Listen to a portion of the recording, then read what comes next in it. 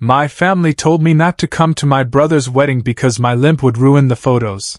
They said they wanted everything to look perfect, so I gave them exactly that. A perfect day without me, followed by a perfect silence as I cut ties with every last one of them. Here is a reworded version of your script, aiming for the same length and structure without using any bold text. Liam uttered something, so I moved away. Ethan Carter shuffled along the fissured concrete path towards his letterbox, the October air stirring the auburn foliage above. His uneven gait, a rhythm ingrained in his existence since a car crash at age 6 fractured his left leg, felt heavier today, though he couldn't pinpoint why. Among the usual unsolicited mail, a sleek, dark envelope stood out, its silver lettering catching the morning light. His heart rate quickened. It was the invitation to Liam's engagement celebration. At 26, Ethan still looked up to his older sibling, the one who had given him piggyback rides when walking caused too much pain. Best man, that's what he'd be, wouldn't he? Inside his cluttered flat, Ethan carefully sat on a stool, flinching as his leg muscles tightened. He slit the envelope open with a small knife, relishing the crisp sound of the thick paper tearing. The invitation was refined, dark cardstock, silver calligraphy spelling out, Mr. Ethan Carter. A reply card and a detailed schedule slid out next. He smiled, envisioning his speech by Liam's side. But as he reviewed the timeline, groom with parents, groom with siblings, Ava only, his stomach dropped. Ava, their younger sister, was listed. Ethan wasn't merely a guest, like some distant relative or Liam's old university friend. He flipped the cards, searching for an error. Nothing. His walking stick tapped the linoleum as he rose, the noise sharp in the quiet room. Was it his unsteady walk? The query gnawed at him, cold and persistent, dismantling the certainty of brotherhood he'd clung to for 2 decades. Ethan's apartment felt smaller that evening, the walls closing in as he clutched his phone. He'd practiced the conversation all afternoon, aiming for a casual, "Hey, Liam, regarding the best man role." But his voice wavered when Liam answered. "So, I got the invitation," Ethan began, forcing a small laugh. "Guess I won't be suiting up with you, huh?" Silence hung thick and heavy before Liam sighed. "Yeah, about that. Claire and her folks, they have a certain vision. Polished, you know? Your limp, it stands out." Ethan's grip tightened, knuckles turning white. "Stands out?" he repeated, his mind flashing to summers when Liam had knelt to tie Ethan's shoelaces, vowing, "I've always got your back." Now Liam's tone was abrupt, distant. "Claire's dad's big in property. They're all about appearances." "It's not personal, Ethan." "Not personal?" The word stung. "You promised me," Ethan said, softer now. "When we were kids, you said—" "Things change," Liam interrupted. "This is my chance, man. You'll still be there, just not up front." A muffled voice, Claire's, hummed in the background, and Liam quickly ended the call. Ethan dropped the phone, his injured leg throbbing as he shuffled to the window. Outside, children rode bicycles down the street, carefree. He'd never known that ease, but Liam had always made it all right, until now.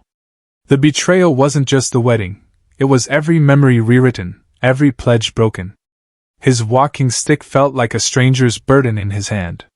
The next morning, Ethan's worn-out Honda rumbled into his parents' driveway, gravel crunching beneath the tires. He needed answers, something to mend the wound Liam's words had inflicted. The familiar ranch house loomed ahead, its peeling paint a stark contrast to the polished deception he'd uncovered. Inside, the kitchen smelled of burnt toast and his mother's lavender cleanser. She stood at the counter, adjusting a coffee pot, her back to him as he propped his stick against the table. "Mom, did you know?" Ethan asked, his voice low. She froze, then turned, her eyes avoiding his. "Know what, dear?" His father, hunched over a crossword at the table, didn't look up. Ethan pressed on. "About Liam keeping me out of the wedding party because of my leg?" The room fell silent. His mother's hands fluttered to her apron, smoothing it unnecessarily. "Liam mentioned it," she admitted, barely audible. "We thought, well, Claire's family, they're particular. It's a big deal for him. Ethan's chest tightened. And you agreed? His father finally lowered the paper, peering over his spectacles. Son, Liam's marrying up. The Thompsons expect perfection. You're Limp, it's not the image they want. You understand that, right? His tone was gruff, conclusive, as if Ethan's feelings were a minor inconvenience. He stared at them, the people who had cheered his first wobbly steps after the accident, who had called him brave. His mother's voice echoed in his memory. You're stronger than anyone. Now she wouldn't meet his gaze, and his father waved a dismissive hand. It's just photographs, Ethan. Don't make a fuss. The betrayal deepened, a cold blade twisting. He grabbed his stick and limped out, the screen door slamming shut behind him. In the car, his breath hitched. Family wasn't supposed to feel like this. 2 weeks later, Ethan adjusted his tie in the dim illumination of his apartment, steeling himself for Liam's engagement celebration. He nearly skipped it, but some persistent thread of hope or self-punishment drew him to the downtown venue. The place hummed with the clinking of glasses and forced merriment, string lights casting a warm glow over well-dressed guests. Ethan navigated through the throng, his stick tapping a quiet rhythm, and found a seat near the back. He'd be fine, he told himself, just a guest, not an outcast. Then the speeches began. Claire's father took the stage, a wide smile spreading across his tanned face. To the perfect wedding party! He boomed, gesturing to Liam, Ava, and Claire's siblings lined up beside him, all sleek, balanced, photogenic. Ethan's stomach churned as heads turned, some offering sympathetic glances. He caught Claire leaning into Liam, her whisper audible. Thank goodness we avoided that awkward Limp in the lineup. A few nearby guests shifted uncomfortably. Liam stared at his shoes. Ethan's face burned, the stick in his hand suddenly a spotlight. This wasn't just exclusion, it was a public display, his physical limitation a punchline for their flawless evening. He'd come to support Liam, but they'd made him a footnote, a defect to be evaded. The room spun as he rose, limping toward the exit, each step louder than the applause behind him. Outside, the cold air struck his lungs, but it couldn't dull the shame or the growing ember of fury flickering within him. Ethan collapsed onto his sofa late that night, the sting of the engagement party still fresh. His phone vibrated. Sam, his oldest friend, had texted, "You okay? Saw something messed up." A link followed, and Ethan's gut tightened as he clicked it. Claire's Instagram story loaded, briefly public by mistake. Wedding goals, no distractions. The first slide was a mock-up of the wedding party. Liam, Ava, Claire's siblings, all flawless. Ethan exhaled. The next slide hit harder, a checklist in her neat handwriting. Streamlined look, check. No crutches, check. His breath caught. The word crutches. A slap. He didn't even use them, just the stick. She'd ridiculed him. The screen blurred as his eyes welled up. He'd spent years constructing a life around his limp, transforming weakness into resilience. Claire hadn't just sidelined him, she'd reduced him to a tick box, a flaw to eliminate for her pristine vision. And Liam? He'd allowed her. Ethan hurled the phone onto the cushion, its soft thud mocking his rage. Limping to the bathroom, he gripped the sink, staring into the mirror. His reflection gazed back, uneven posture, tired eyes, the stick a shadow at his side. He'd never detested it until now. Memories flooded in, Liam rigging a rope swing so Ethan could join the neighborhood children, vowing he'd never abandon him. That Liam was gone, replaced by someone who traded brotherhood for a glossy photograph. The checklist cycled in his mind, each check a nail in the coffin of their bond. Ethan's hands trembled as he splashed water on his face, his resolve hardening. He couldn't unsee this, not the slight, not the betrayal, not the proof he was expendable. Something had to yield, and it wouldn't be him bending anymore. A week after the Instagram incident, Ethan sat at his desk in the graphic design agency, sketching a logo to distract himself. He'd dedicated months to a major assignment, hoping for a promotion that could mean stability, perhaps even a new dwelling with fewer stairs. His manager, Greg, called him into the office, his face tense. "Ethan, you're competent, but we're going with Jenna for the lead position." Ethan blinked, confused. "I thought my work—" Greg interrupted, shifting uncomfortably. "It's not the work. I called your brother for a reference, since he's family. He said your dependability is an issue, mentioned your leg, how it might not suit the firm's image with clients." Ethan's jaw clenched, the words sinking in like lead. Liam hadn't just excluded him from the wedding, he'd sabotaged his career. "He said that?" Ethan managed, his voice hoarse. Greg nodded, apologetic. "I argued, but he was firm. Said it's a visual business." "I'm sorry, man." Ethan mumbled a thank you and limped out, the office hum fading to a dull roar in his ears. Back at his desk, he stared at his sketches, hours of late nights, cramped hands, and hope, now worthless. Liam knew this job mattered, knew Ethan had fought to prove his limp didn't define his worth. Yet he twisted it into a disadvantage, a cheap shot to keep Ethan insignificant. The betrayal wasn't just personal anymore. It was a calculated blow, stripping away a future Ethan had earned. His stick tapped the floor harder as he gathered his belongings, anger surging past the hurt. Liam hadn't just sidelined him, he'd undermined him. And for what? A cleaner image? Ethan's resolve solidified. He was done being the family's scapegoat. This ended now. Ethan sat cross-legged on his living room floor, surrounded by scattered photographs from a dusty shoebox. One caught his eye, him at 8, wobbly on a bicycle, Liam steadying the handlebars with a grin. The memory ached. Trust, he thought, unbreakable. Now, after the party snub and Liam's job betrayal, it was dust. He grabbed a pen and a notepad, the words flowing out. "Thanks for showing me family doesn't mean unconditional. I'll step out of your perfect frame."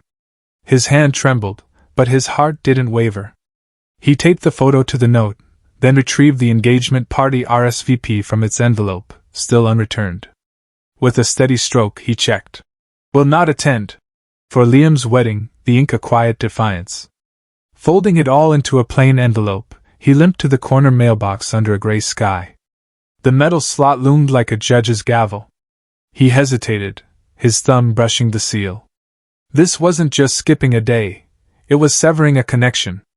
But Liam had cut first, hadn't he? With Claire's checklist, with Greg's call. Ethan dropped the envelope, the clang echoing down the empty street. Walking back, his stick clicked a new rhythm. No tears came, no regret shadowed his steps. Instead, a strange lightness bloomed, relief sharp and clean. For once, he wasn't bending to fit their mold, wasn't apologizing for his presence. The wind tugged at his jacket, and Ethan straightened, letting it propel him forward. Whatever came next, it would be on his terms. The morning of Liam's wedding dawned bright, sunlight streaming through Ethan's blinds. Across town, his brother would be adjusting a tie, Claire fussing over her veil. Ethan, though, stood in his bathroom, steam curling from a hot shower that eased the ache in his leg. No suit, no stick polish for photographs, just sweats and a plan. He declined their stage.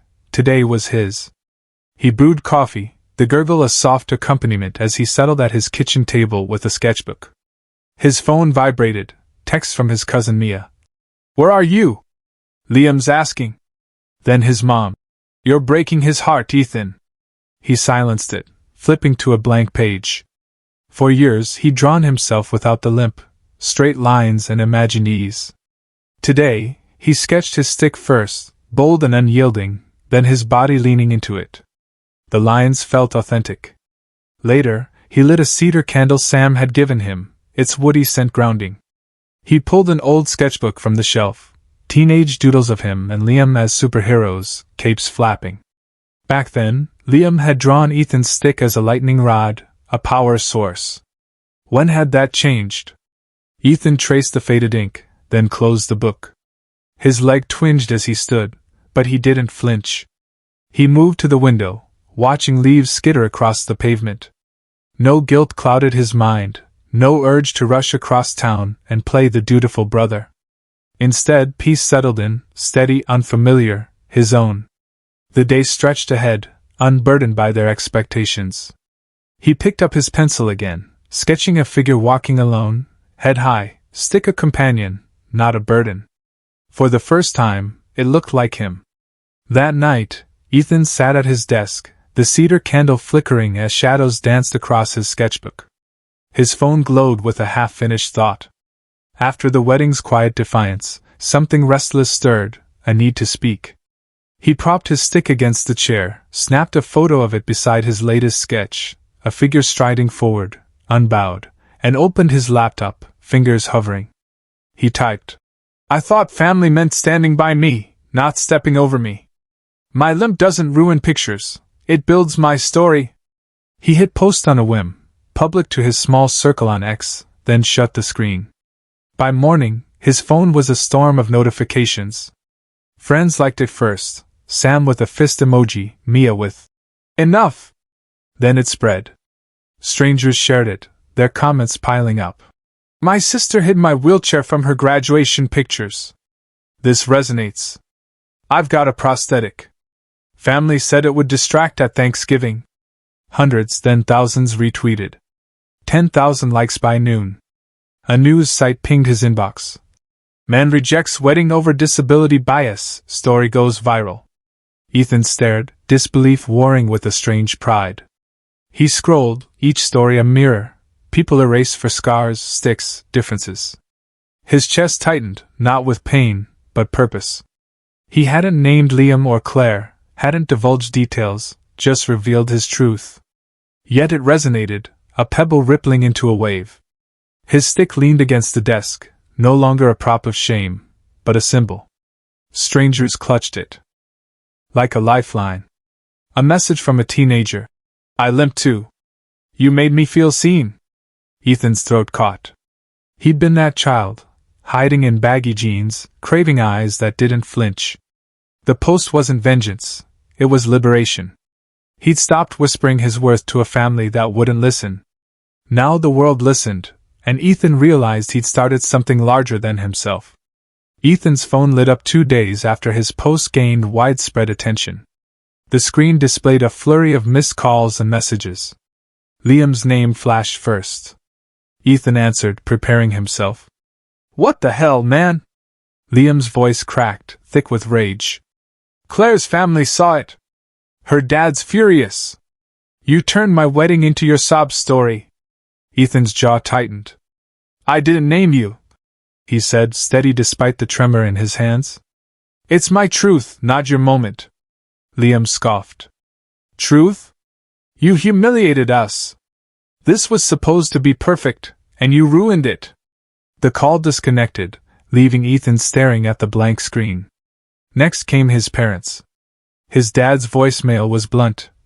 "This is a disgrace. Fix it, or don't expect a cent from us. Your grandfather's cabin is mine to give." His mom's text followed, softer but barbed. "We're getting calls, Ethan. The Thompsons think we're a mess. Why hurt us like this?" Ethan's stomach churned, not with guilt, but exhaustion. They hadn't asked how he felt, hadn't seen the years he'd diminished himself for their comfort. His silence had been loyalty, now speaking was betrayal. Then a surprise, and Nora's text glowed amidst the storm. "Saw your post. It's not right what they did. I've watched this family conceal imperfections too long. My dad had a stutter, they kept him from toasts. You're brave, Ethan." Her words landed like a lifeline, a crack in the family wall he thought impenetrable. He didn't respond to Liam or his parents, letting their anger simmer unanswered. The notifications kept coming, strangers praising his courage, sharing their own wounds from family slights. Ethan leaned back, his stick resting against his knee. He'd anticipated pushback, but not this venom, or Nora's quiet support. The backlash didn't sway him, it sharpened his edges. They wanted him small, silent, unseen. But he'd spoken, and the echo wouldn't fade. For every threat they hurled, a dozen voices lifted him up. He wasn't theirs to diminish anymore. 3 weeks later, Ethan's inbox chimed with an email from a producer at Rise and Shine America. "Your story has resonated with millions, Mr. Carter.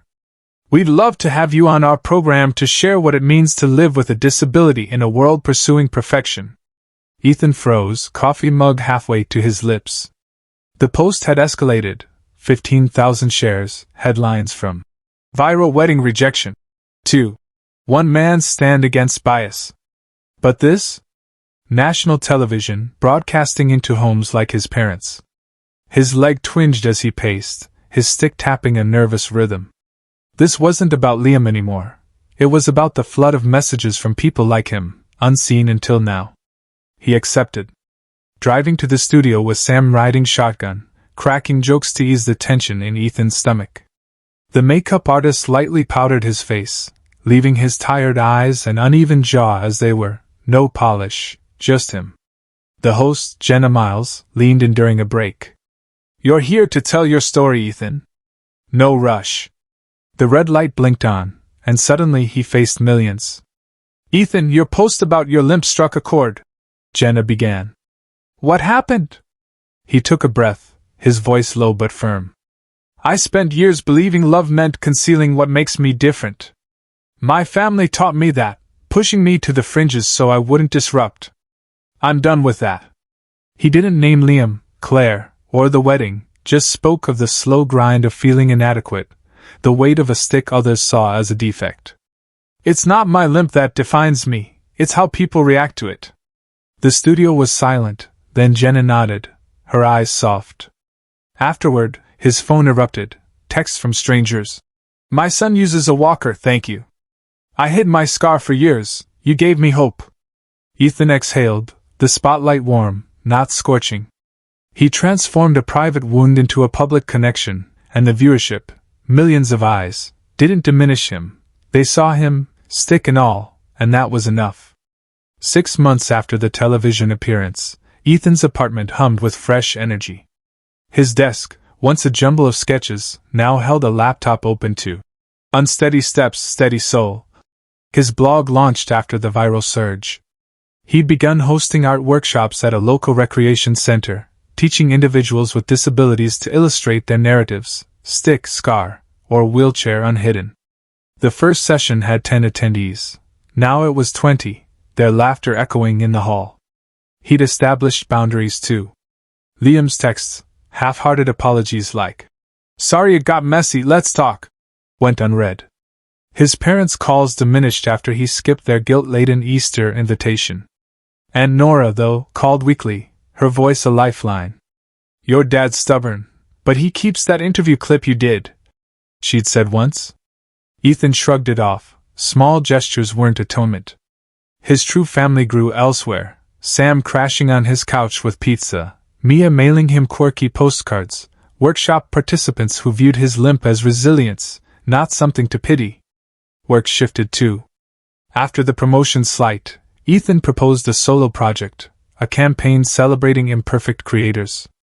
Greg approved it, and it earned him a raise, not a title, but enough to consider an accessible apartment. One night, Sam raised a beer to the guy who didn't let his brother's nonsense define him. Ethan clinked bottles, grinning. His phone chimed, workshop sign-ups, a thank you from a mother whose child drew his prosthetic leg for the first time. Ethan hung a new sketch by the door, him mid-step, stick firmly planted, face forward. No more slouching into shadows. The limp wasn't erased, it was his backbone now, supporting him. He'd rebuilt on his own terms, brick by brick, with people who didn't flinch. The old family photo, him and Liam, bicycles and promises, remained in the box.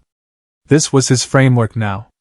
2 years after Liam's wedding, Ethan stood before a crowded community center room, 25 faces, scars, crutches, wheelchairs watching him. He clicked the projector.